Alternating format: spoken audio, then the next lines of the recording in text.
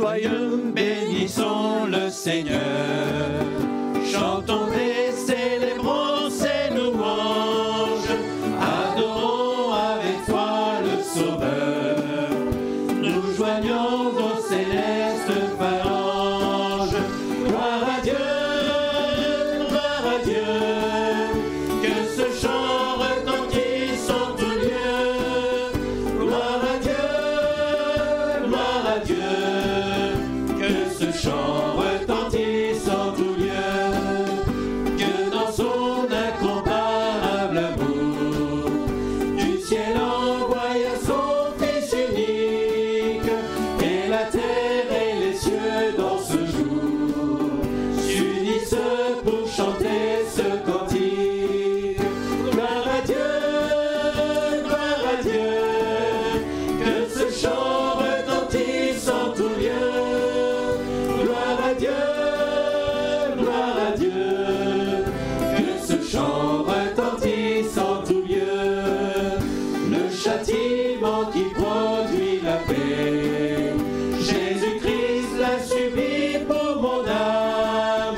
Il voulut expier nos forfaits en mourant lui sur le bois d'infâme. Gloire à Dieu, gloire à Dieu. Que ce chant retentisse en tout lieu. Gloire à Dieu, gloire à Dieu. Que ce chant retentisse en tout lieu. Nous voulons en retour, bon Sauveur, t'aimer par-dessus toute autre chose. Forme ton amour dans notre cœur, et puis de chacun de nous dispose. Gloire à Dieu, gloire à Dieu. Que ce chant retentisse en tout lieu. Gloire à Dieu, gloire à Dieu. Que ce chant retentisse en tout lieu. Chers amis, bonsoir. Nous nous retrouvons pour partager la parole du Seigneur. Nous avons un Dieu qui est grand. Il est celui qui répond à tous nos besoins. Et c'est ce que nous verrons ce soir. Le Seigneur est avec nous et il veut nous faire du bien. Vous avez peut-être de grandes difficultés, des soucis, de lourds fardeaux. Je voudrais vous dire que Jésus est celui qui prend soin de vous. En tout temps, en toutes circonstances, quelle que soit la situation la plus difficile à supporter, celle qui peut être désespérée, Dieu a quelque chose de bon pour vous, encore ce soir. Nous allons pour cela faire une lecture dans l'évangile de Luc au chapitre 4 et au verset 40, où il nous est dit ceci: après le coucher du soleil, tous ceux qui avaient des maladies, atteints de diverses maladies, les lui amenèrent. Il imposa les mains à chacun d'eux et les guérit. Tous ceux qui avaient des malades atteints de diverses maladies, les ont amenés au Seigneur Jésus. Le Seigneur a posé ses mains sur chacun et ils sont repartis avec la grâce et la bénédiction de notre Dieu. Jésus est celui qui connaît votre cœur. Il est celui qui sait ce qui se passe dans votre vie. Il sait combien vous êtes impuissant pour changer votre état, pour changer votre situation, il sait combien vous êtes impuissant pour vous délivrer, vous apporter tout le secours dont vous avez besoin. Mais Dieu est un Dieu puissant qui peut vous délivrer de toutes vos souffrances. La situation générale de notre cœur est peut-être difficile. Il y a dans la vie de grandes épreuves qui sont là, qui nous accablent, qui nous meurtrissent. Il peut y avoir une déception, un deuil, un divorce, une maladie ou encore une infirmité, un souci avec un enfant, quelque situation que ce soit, des remords, des regrets, une culpabilité qui pèse sur notre cœur et on est dans une situation désespérée. Le Seigneur s'occupe de toutes nos situations, quelles qu'elles soient, dans les épreuves, dans nos inquiétudes de demain, dans ce qui pourrait faire obstacle à notre vie et nous apporter un lourd fardeau. Le Seigneur est celui qui a la réponse à tout. Dans tous nos besoins, Jésus répond. Nous avons un Dieu merveilleux qui est puissant pour nous secourir. Dans l'Écriture, il nous est montré diverses situations difficiles dans lesquelles le Seigneur a pris les choses en main. Et peut-être pour vous ce soir, il est difficile pour vous de vous exprimer, de vous approcher de Dieu avec un cœur lourd, fatigué, chargé. L'Écriture nous montre qu'il y a des personnes qui sont courbées sous le poids de lourdes épreuves, qui ne peuvent plus, qui ne voient plus qu'elles-mêmes leur situation, leurs difficultés, qui ne peuvent regarder ailleurs qu'à leurs soucis, qui prennent toutes leurs pensées et qui sont là à se fixer constamment sur leur état. Vous pouvez être dans une situation désespérée. Votre regard est constamment sur cette montagne qui se dresse devant vous, devant un lourd fardeau qui est sur votre cœur. Vous marchez dans cette vie accablée. Vous êtes chargé, fatigué, désespéré. Et quelquefois, même ne voyant pas de solution, vous êtes résigné en disant maintenant, c'est comme cela, je ne pourrai rien y changer. Un autre problème est constamment de regarder en arrière. C'est quelque chose de compliqué. En regardant en arrière, on peut dire si j'avais su, si c'était à refaire. Regarder en arrière nous accable et nous plions sous la charge des regrets. Nous avons un Dieu qui nous invite à regarder à sa personne. Dans l'Écriture, il nous est montré qu'il y avait un homme qui regardait en arrière. Il regardait à sa vie passée, à ses souffrances, à ses calamités, aux épreuves qu'il avait traversées. Et il dira dans l'Écriture, il nous est rappelé cet homme qui est Jérémie, il dira quand je pense à ma détresse, à ma misère, à l'absinthe et au poison, quand mon âme s'en souvient, elle est abattue au-dedans de moi. Alors lorsque l'on regarde à ces choses-là, nous avons l'âme abattue. Et peut-être pour quelqu'un ce soir, vous avez l'âme abattue. Mais le Seigneur nous rappelle dans sa parole, il nous dit que ce qui est important, c'est de regarder à notre Dieu. Et cet homme qui regardait en arrière avec l'âme abattue dira, mais voilà, je veux changer mon regard de direction, je veux regarder vers la personne de Jésus. Quand mon âme s'en souvient, elle est abattue, mais je veux repasser dans mon cœur, c'est que les bontés de l'Éternel ne sont pas épuisées. Ces compassions pour moi, elles ne sont pas à leur terme. Mais chaque jour, chaque matin, le Seigneur les renouvelle pour moi. Et dites-le, les bontés du Seigneur, ses compassions, Dieu dans sa grâce les a renouvelées encore ce matin pour vous. Il les renouvellera demain matin pour vous. Chaque jour, Dieu a de la compassion, de la bonté pour vous et il veut vous accorder sa grâce. Le Seigneur Jésus, je pourrais dire qu'il vous a remarqué. Il a remarqué combien vous étiez impuissant pour changer votre état. En un instant, vous pouvez recevoir par la grâce de Dieu la délivrance dont vous avez besoin. Vous êtes peut-être courbé, fatigué, chargé, mais son appel retentit. Il a retenti maintes et maintes fois et constamment le Seigneur vous a appelé. Et vous connaissez peut-être certains passages, certaines paroles de Jésus, vous les connaissez peut-être par cœur pour certains. Parce que le Seigneur appelle et il appelle à lui ceux qui plient sous de lourds fardeaux, ceux qui sont accablés, chargés d'épreuves, de soucis, de souffrances. Nous trouvons dans l'évangile de Matthieu au chapitre 11, verset 28, cet appel du Seigneur Jésus qui dit « Venez à moi, vous tous qui êtes fatigués et chargés, et je vous donnerai du repos. » Avez-vous besoin du repos dans votre cœur? Vous qui êtes fatigués, qui êtes sur de lourds fardeaux, vous qui pliez, Dieu le sait, depuis longtemps, vous pliez dans le désespoir. Depuis longtemps, vous êtes désespéré, dans la déception. On vous avait dit tant de bonnes choses et sans avoir la moindre amélioration. Et pourtant, il y avait de bonnes choses, de l'espérance.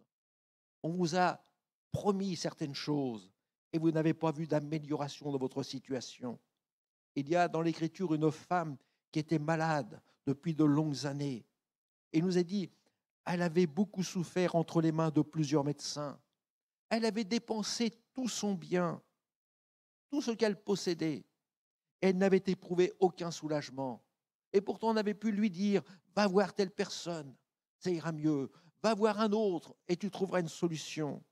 Et il nous est dit qu'elle n'avait éprouvé aucun soulagement, mais son état allait en empirant. Comme cette femme, vous avez peut-être perdu toute espérance de délivrance. Vous êtes résigné à votre situation accablante et vous avez perdu toute espérance. Vous êtes résigné, mais il y a un secours, nous rappelle le Seigneur, un secours qui ne manque jamais dans la détresse. Jésus est celui qui répond à tous nos besoins, quels qu'ils soient physiques, moraux, spirituels, qu'ils soient matériels, qu'ils soient financiers. Dieu répond à tous nos besoins. Dieu est celui qui répond à nos besoins. Et vous avez besoin de la grâce du Seigneur. Voici pour vous le conseil que vous donne le Seigneur dans sa sainte parole. Dans le livre de Michée, au chapitre 7, verset 7, c'est facile à se souvenir, il est dit ceci, « Pour moi, je regarderai vers l'Éternel, je mettrai mon espérance dans le Dieu de mon salut, mon Dieu m'exaucera. » Voulez-vous qu'on reprenne ce passage tranquillement? Pour moi, voilà le conseil que Dieu vous donne par l'intermédiaire de son prophète Michée. Il dit ceci, « Pour moi, je regarderai à l'Éternel. » Voilà ce que vous devez faire. Regardez au Seigneur. Je mettrai mon espérance dans le Dieu de mon salut. Et parce que j'ai foi dans le Dieu de mon salut, il dit ceci, « Mon Dieu m'exaucera. » Quelle grâce! Serrez cette parole dans votre cœur. Regardez au Seigneur. Mettez votre espérance dans le Dieu de votre salut.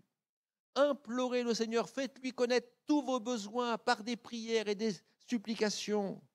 Et Michée dira, mais j'ai cette assurance que si j'invoque mon Dieu, si je mets ma confiance en lui, mon Dieu m'exaucera. Dieu vous exaucera. Oui, il y a de l'espérance pour vous aujourd'hui.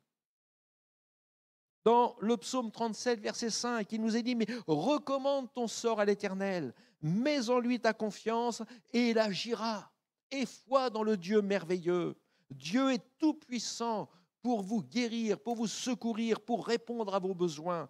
Il n'y a rien que le Seigneur ne puisse faire. Dieu est un Dieu merveilleux, il est tout-puissant. Il est le créateur du ciel et de la terre. Il est celui qui a façonné vos corps. Et celui qui a façonné ce corps est tout-puissant pour le guérir. Il est un Dieu qui répond à tous vos besoins. Et le Seigneur est encore là ce soir pour vous accorder sa grâce. Oui, la foi est indispensable dans les situations les plus désespérées. Et dans ces situations les plus désespérées, Dieu vous invite à avoir confiance en lui. Dieu est tout-puissant. Il n'y a rien qui empêche son intervention. Il est un Dieu qui fait des miracles. Là où nous pourrions dire, mais c'est impossible que Dieu agisse, nous voyons que tout est possible à notre Dieu. Il y a un homme, nous rappelle l'Écriture, dans la parole de Dieu, il nous est dit qu'il y a un homme qui s'appelle Abraham. Cet homme était près d'avoir 100 ans. Et Dieu va le visiter en lui disant, Abraham, tu vas avoir un enfant avec Sarah, ta femme. Et Sarah va dire, mais comment va-t-on avoir un enfant? Mon mari est âgé, près de 100 ans, et Sarah n'était plus en état d'avoir des enfants puisqu'elle était très âgée. Mais il nous est dit ceci, Abraham a entendu la parole de Dieu. Et dans l'Épître aux Romains, chapitre 4, verset 18, il nous est dit qu'Abraham, espérant contre toute espérance, il crut, en sorte qu'il devint père d'un grand nombre de nations, selon qu'il lui a été dit, telle sera ta postérité. Mais espérant contre toute espérance, Abraham n'était plus en mesure, dans son âge avancé, d'avoir des enfants. Sarah n'était plus en mesure d'enfanter. Mais il nous est dit qu'Abraham n'a pas faibli dans la foi. Il avait une foi ferme dans la situation la plus désespérée. Lorsqu'on vous disait, mais écoutez, vous êtes un couple âgé, maintenant c'est fini, vous ne pourrez plus. Il a espéré contre toute espérance. Et au verset 19 de ce chapitre, il nous est dit, et sans faiblir dans la foi, il ne considéra pas que son corps était déjà usé, puisqu'il avait près de 100 ans et que Sarah n'était plus en état d'avoir des enfants. Il n'a pas considéré sa situation. Il n'a pas considéré son état. ni le sien, ni celui de son épouse. Il n'a pas considéré son état, il n'a pas faibli dans la foi, parce qu'il ne douta point par incrédulité au verset 20 au sujet de la promesse de Dieu. Ce qui nous fait obstacle, c'est le doute que nous avons dans notre cœur. Et il nous est dit, il fut fortifié dans la foi, donnant gloire à Dieu. Et au verset 21, il est dit, en ayant la pleine conviction que ce que Dieu promet, il peut aussi l'accomplir. Voilà ce qu'est la foi. Abraham a espéré contre toute espérance. Il n'a pas faibli dans la foi. Il n'a pas considéré les choses sur le plan humain, mais il a regardé à Dieu qui était le Dieu tout-puissant. Il n'a pas douté par incrédulité, mais il a été fortifié dans la foi en ayant une pleine conviction que si Dieu vous promet, il est celui également qui accomplira sa promesse. Dieu n'est-il pas un Dieu merveilleux? Mettez votre foi dans le Seigneur. Comptez sur lui. Toute son attention ce soir est fixée sur vous. Pour certains, le Seigneur vous trouve dans une contrée, comme nous le rappelle le Seigneur, dans une contrée aux effroyables hurlements. Il peut vous trouver dans la vallée des larmes. Il peut vous trouver dans la solitude de votre détresse, de votre souffrance. Et au-delà de la pitié, de la compassion, le Seigneur Jésus voit les raisons, la cause principale de votre situation, de votre état, de votre souffrance. Le Seigneur voit. Il le voit. Et le Seigneur, ce soir, vous tend la main. Il vous tend la main. Et saisissez la main du Seigneur. À l'instant même, vous trouverez la guérison. Vous aurez la délivrance dont vous avez besoin. Vous recevrez le secours dans la détresse. Vous trouverez la réponse à votre prière. Car nous dit l'Écriture dans Luc, chapitre 1, chapitre 37, car rien n'est impossible à notre Dieu. Rien. Rien n'est impossible. Dans les évangiles, Jésus dira, allez proclamer, allez dire à Jean-Baptiste, voilà ce que Dieu fait, voilà ce que Jésus fait. Rien n'est impossible à notre Dieu. Les aveugles voient, les boiteux marchent, les lépreux sont purifiés, les sourds entendent, les morts ressuscitent. Dieu est tout-puissant. La bonne nouvelle est annoncée aux pauvres. Voilà, rien n'est impossible à Dieu. Dieu peut toucher, intervenir dans toutes les situations les plus désespérées. Qu'est-ce qu'il y a de plus désespéré de pouvoir dire « ma foi est morte, ma vie est morte, ma santé est morte, il n'y a plus rien à faire ». Il nous est dit « mais les morts ressuscitent, les sourds entendent, les lépreux sont purifiés, les boiteux marchent, Dieu s'occupe même des paralytiques. Les aveugles voient, nous avons un Dieu tout-puissant qui intervient dans le corps, où les hommes ne peuvent pas intervenir. Dieu pose sa main et agit encore aujourd'hui. Ôtez la pierre du doute. C'est ce que nous devons faire pour saisir la bénédiction. Ôtons la pierre qui est sur nos yeux, sur notre cœur. Cette pierre de notre raisonnement qui nous amène dans le doute. Ôtez la pierre du doute.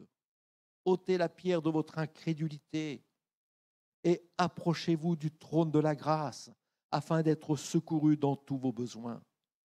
Saisissez par la foi le secours du Seigneur. Le Seigneur s'est approché de vous. Il s'est approché de vous pour vous bénir. Ayez foi dans ce Dieu vivant et vrai. Son regard est maintenant fixé sur vous personnellement.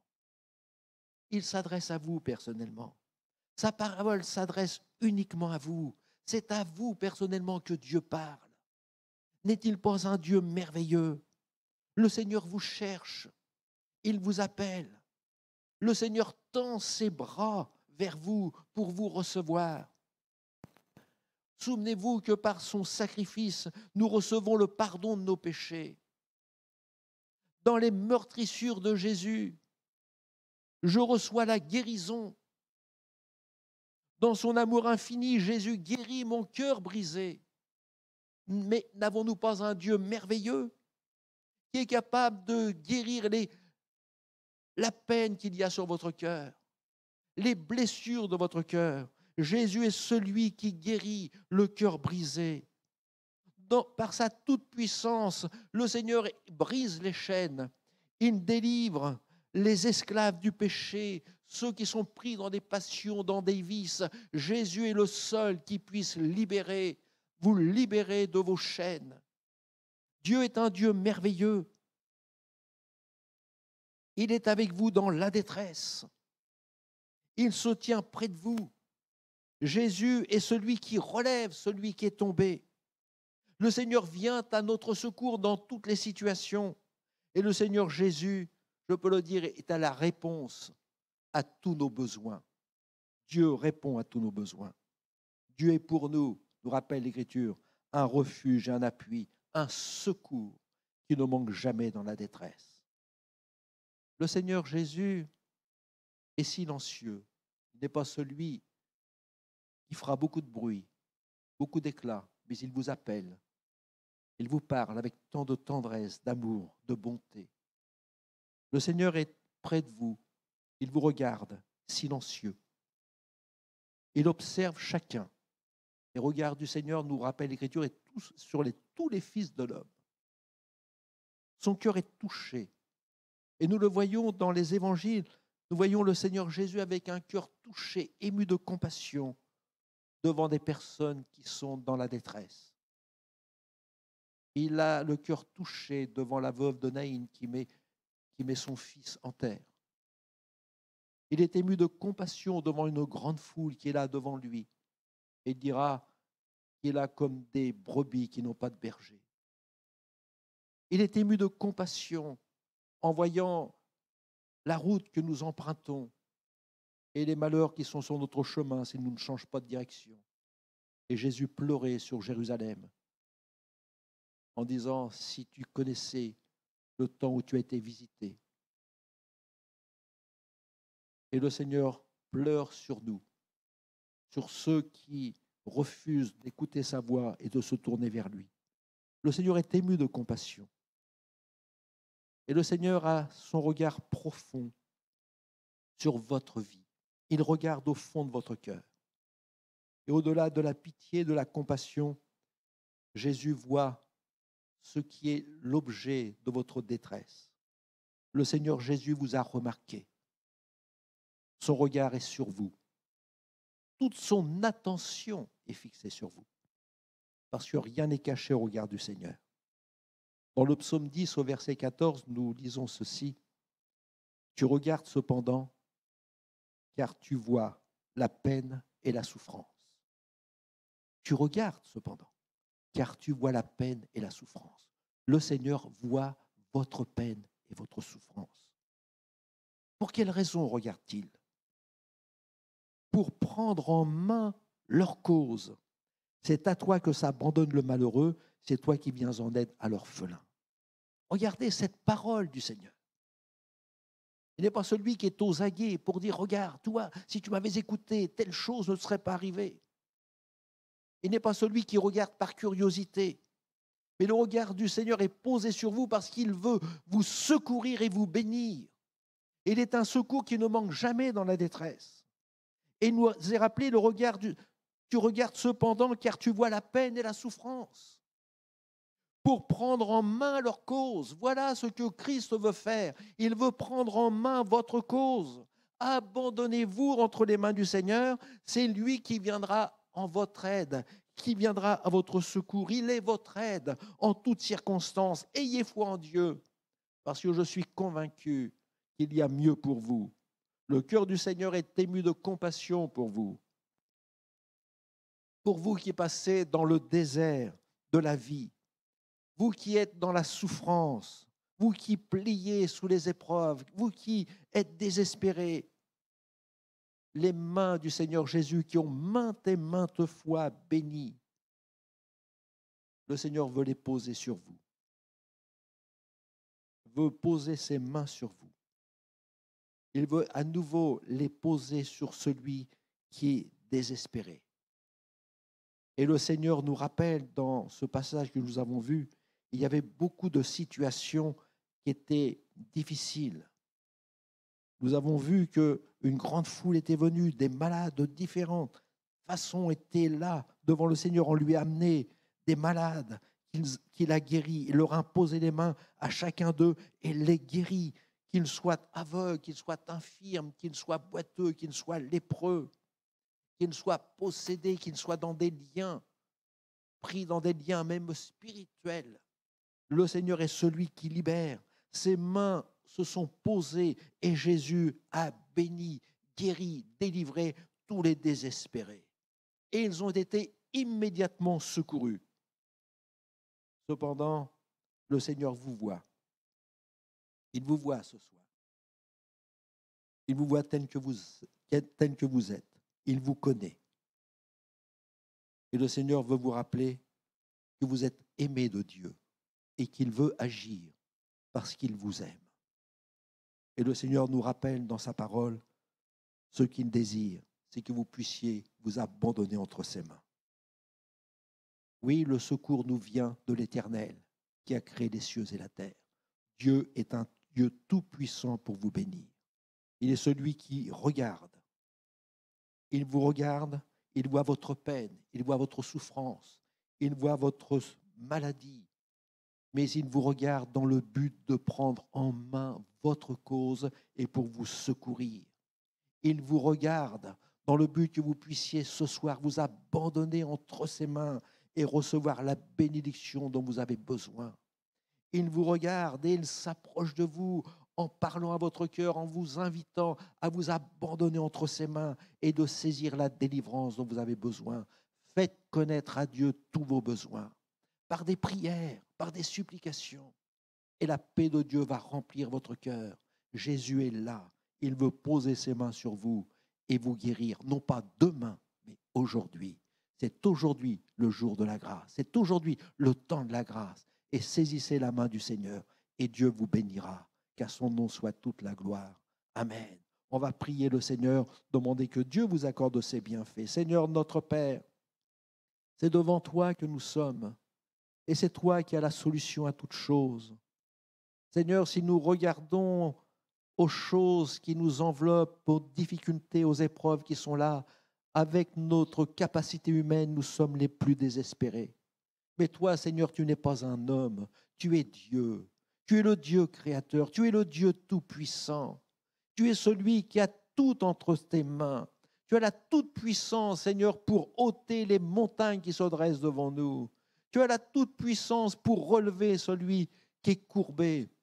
Tu es tout-puissant pour guérir le malade, pour fortifier l'âme languissante. Seigneur, c'est en toi que nous voulons nous abandonner. C'est toi qui es notre aide, c'est toi notre secours. Et je te prie, Seigneur, de bénir nos amis, de bénir nos frères et sœurs qui sont dans la souffrance, dans le désespoir, peut-être dans la maladie. Seigneur, que leur regard à chacun se tourne vers toi et qu'ils s'abandonnent entre les mains du Dieu Tout-Puissant. Seigneur, agis dans ta grâce pour les relever, pour les guérir et les délivrer. À toi soit la gloire, notre Dieu. Amen.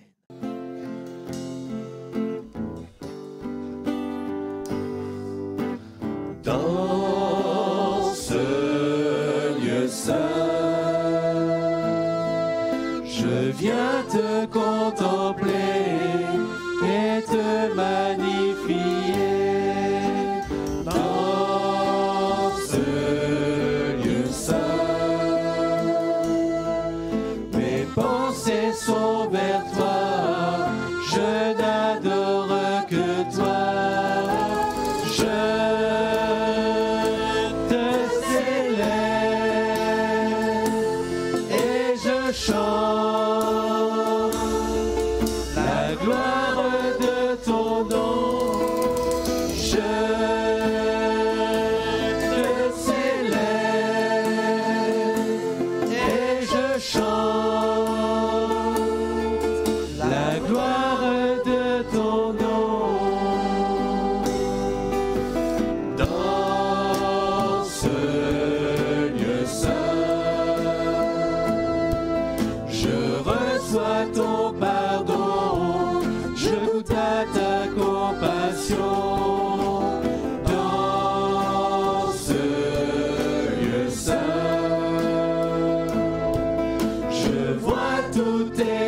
porter